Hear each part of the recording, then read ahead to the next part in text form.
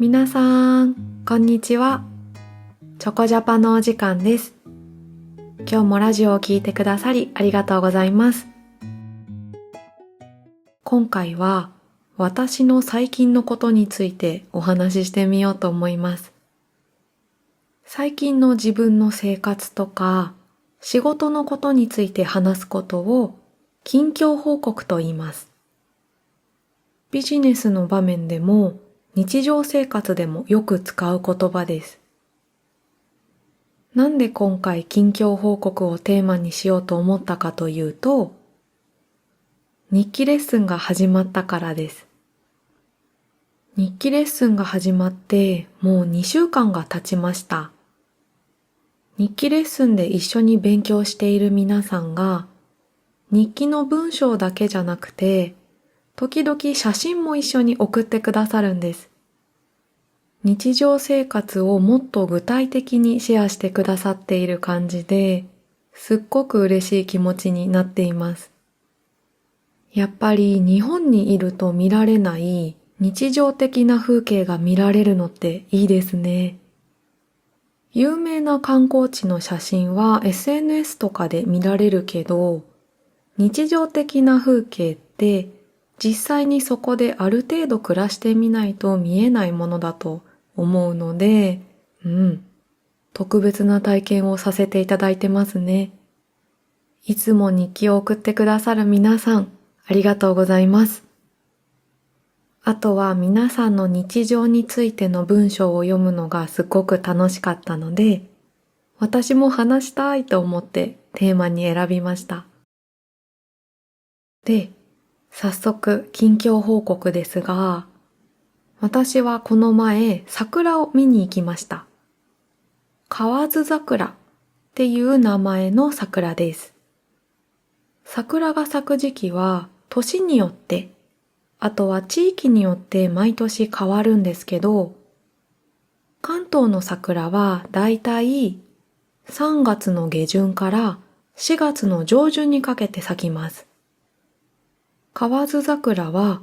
他の桜よりちょっと早く咲く桜の種類で、なんと2月から咲き始めるところもあります。その桜が関東でも咲いていたので見てきました。桜は秋から冬の最初の方は寝てるんです。本格的に冬になって寒くなったら、寒って起きます。そこから春の準備として、桜の花のつぼみを膨らませて、暖かくなったら花を開きます。なので、桜が咲いているのを見ると、やっぱり寒い季節が終わったんだなぁと感じますね。河津桜を見た日は天気が良くて、空がすっごく綺麗でした。夕方には雲がピンクと紫の中間みたいな優しい色で空にふわふわ浮かんでいました。それからその日、初めてインドネシア料理を食べました。私は他の国の料理を食べる経験があまり多くなかったんですけど、この仕事を始めてからいろんな国の方とお話しすることができて、生徒さんから料理とかお菓子とかをたくさんおすすめしてもらったんですね。同じ学校で日本語教師をしていた同僚の先生とはよく生徒さんにおすすめしてもらった料理を食べに行っていました。今月久々にその先生と会う予定なんですけど、今回はネパール料理を食べに行くことになりました。ネパール料理も初めてなので楽しみです。話を戻しますね。今回はインドネシアの生徒さんに教えてもらったインドネシア料理のレストランに行って、美味しい料理をたくさん食べることができました。めっちゃ美味しくて大満足でした。